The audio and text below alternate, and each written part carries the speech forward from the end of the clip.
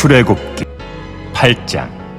여호와께서 모세에게 이르시되 너는 바로에게 가서 그에게 이르기를 여호와의 말씀에 내 백성을 보내라. 그들이 나를 섬길 것이니라. 네가 만일 보내기를 거절하면 내가 개구리로 너의 온 땅을 치리라.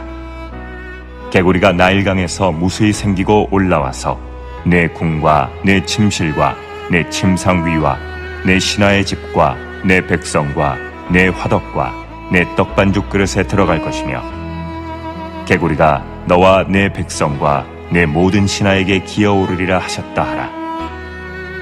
여호와께서 모세에게 이르시되 아론에게 명령하기를 내 지팡이를 잡고 내 팔을 강들과 운하들과 모두 위에 펴서 개구리들이 애굽 땅에 올라오게 하라 할지니라.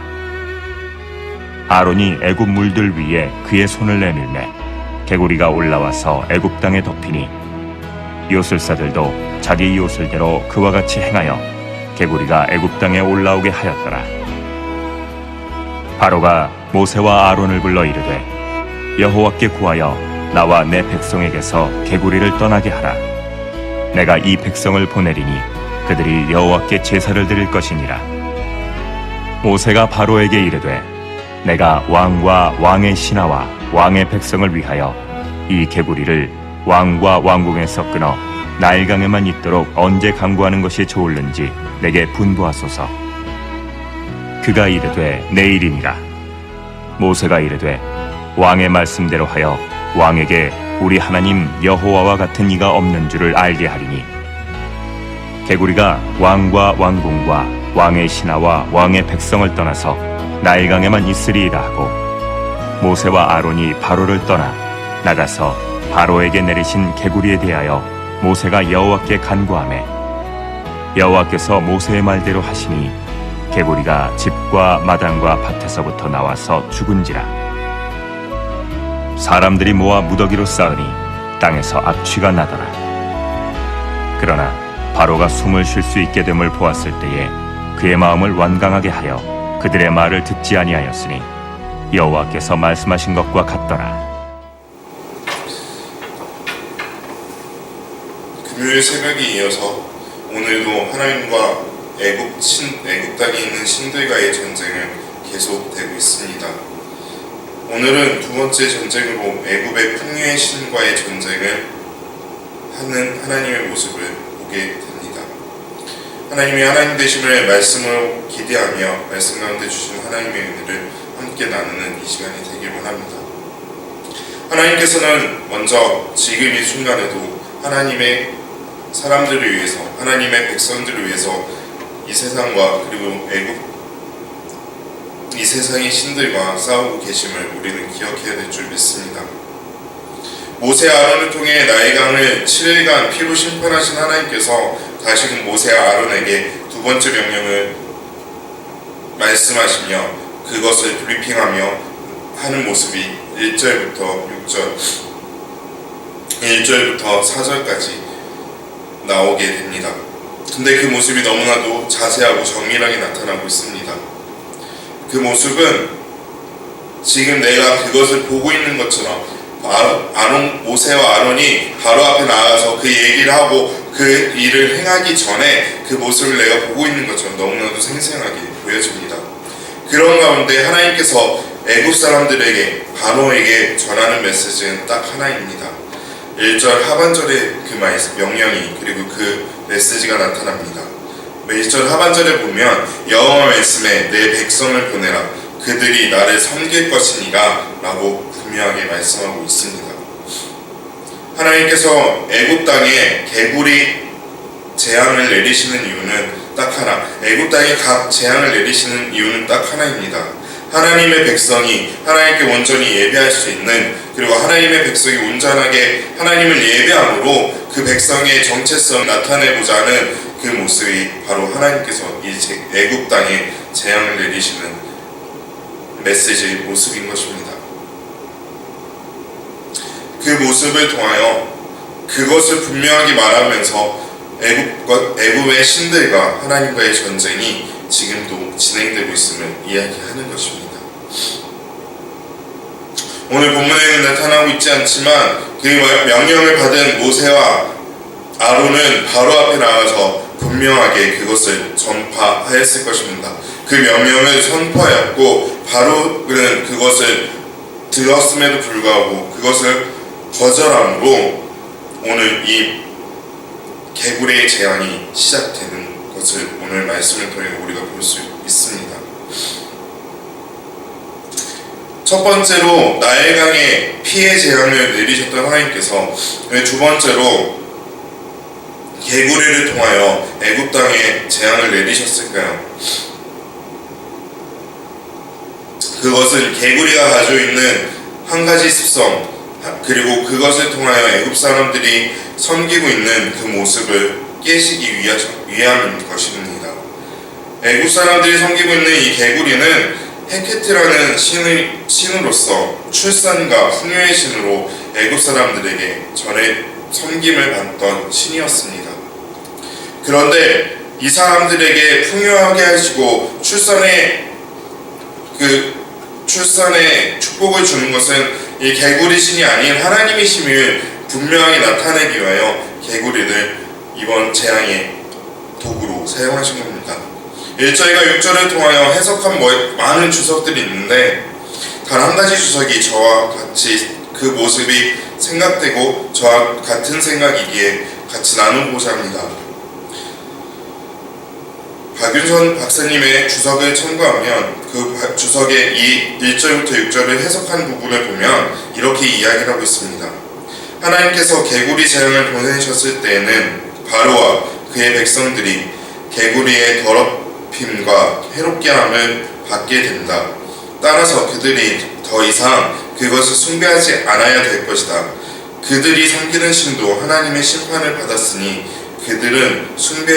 그것은 숭배의 대상이 될 수 없다라고 해석하고 있는 것입니다.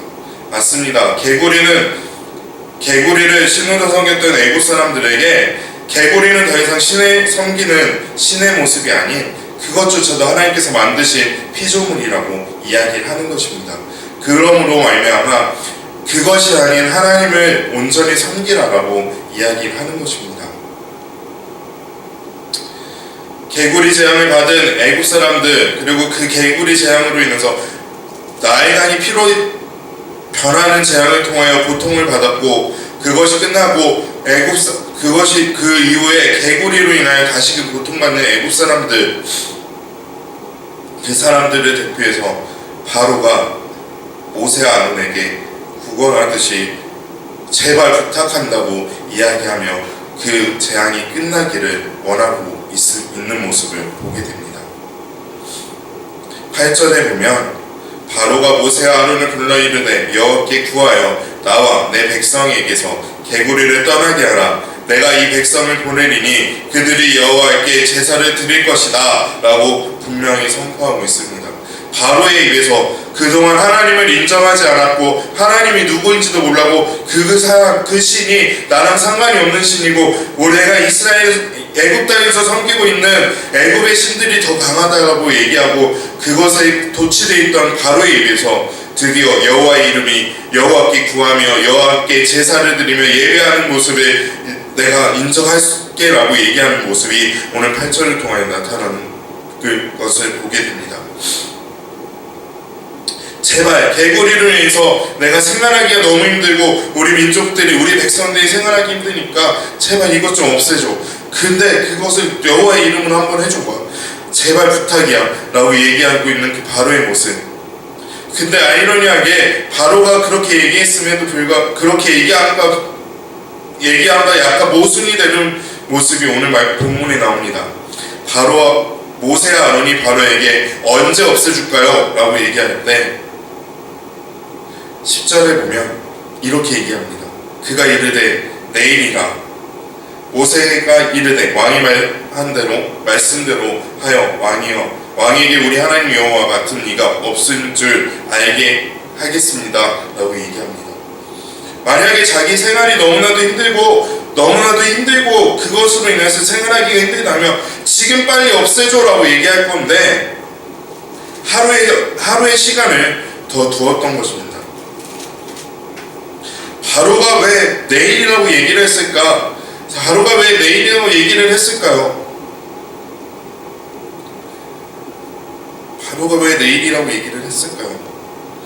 내가 하나님을 인정하는 거, 그래 내가 하나님께서 이렇게 했다는 거는 내가 인정을 하겠지만, 그것이 사라지는 게 하루면은 다 사라지고 이 땅에서 다 사라지고 나일강에만 있을 거고 자연스럽게 그것이 없어질 거야. 그렇게 됐을 때 나는 이스라엘 백성 하나님을 인정한 것이 아니라 이게 자연스럽게 됐잖아 라고 이야기할 수 있는 간교한 모습을 우리에게 보여주는 것입니다. 그것을 치워달라고, 내가 지금 힘드니까 그것을 치워달라고 어쩔 수 없이 하나님의 이름을 불렀지만 그것은 하루가 지나면 자연스럽게 없어질 거야. 땅이 없어질 거니까 그거는 하나님이 한 게 아니라 자연스럽게 된 거야 라고 얘기할 수 있는 그런 빌미를 제공하기 위해서 내일 하루라는 시간을 두었다고 이야기할 수밖에 없는 것입니다. 우리를 바라보고 있는 이 세상, 그리고 우리를 얽매이고 있는, 우리가 생활하고 있는 이 세상의 모습이 바로 바로의 모습과 똑같지 않을까요? 하나님께 예배하기 위해서 열심히 노력하고 하나님을 예배하기 위해서 열심히 행하고 있는 우리에게 하나님을 예배하지 못하게 하는 그런 모든 사건들이 나타나고, 만약에 하나님을 예배하지 않는 우리를 하나님께서 도우시고 하나님 앞에 온전히 예배할 수 있도록 그 공동체 안에 어려움을 주었을 때 하나님께 예배하라고 해놓고 하나님 앞에 나아가라고 하고 이 어려움을 없애달라고 하나님께 기도해달라고 얘기하고, 그렇게 함으로 당신이 예배하는 것을 내가 보상하겠습니다 라고 얘기해놓고 그것이 해결되면 그것은 나랑 상관이 없고 내가 언제 그렇게 얘기했냐는 듯이 그렇게 나오는 모습, 그 모습이 바로의 모습과 지금 이 세상에 우리가 살고 있는 이 세상의 모습과 동일하지 않나요? 저는 오늘 말씀을 통하여 보면서 그 바로의 모습이 그때의 모습이 지금은 더 하면 더 했지 덜하지 않다고 생각이 됩니다. 그러나 우리가 할 것은 그럼에도 불구하고 하나님께 온전히 예배하는, 그리고 하나님을 온전히 바라보는 우리의 삶의 모습이 되어야 된다는 것입니다. 너무나도 잘하고 계십니다. 하나님께 예배하고 하나님 앞에 나와서 조금이라도 하나님의 은혜 가운데 살기 위해서 더욱더 발버둥치고 그런 모습들, 너무나도 그런 모습들이 우리 가운데 있음에 너무나도 감사한 것입니다. 하지만 그런 어떠한 상황에서든지 하나님 앞에 온전히 예배하고 이 세상보다 더 크신 하나님이 우리의 든든한 빼김을 기억하고 나아가야 된다는 것이죠. 오늘 하루의 삶 가운데 수많은 예배들이, 오늘 하루의 삶 가운데 매 시간마다 순간마다 우리 가운데 예배들이 있습니다. 오늘 이 시간 이후에도 계속해서 11시, 9시, 10시, 11시, 2시 이렇게 예배들이 있습니다. 그 예배들이 더 이상 우리의 습관적인 예배가 아닌 온전히 하나님께 드려지는 예배의 모습이 되길 원합니다. 저와 여러분들의 온전하게 하나님 앞에 예배할 때 하나님께서 우리에게 부어주시는 그 은혜 가운데 거하길 원합니다. 그리고 어떤 상황에서든지 예배를 방해하는 것들이 있다면 그것보다 더 크신 하나님을 바라보고 하나님 앞에 무릎 꿇고 기도하면서 그 상황들 가운데 하나님의 하나님 되심을 더욱더 나타내는 저 여러분들의 삶의 모습이 되기를 원합니다. 하나님 앞에 온전히 나아가시길 원합니다. 함께 기도하시겠습니다.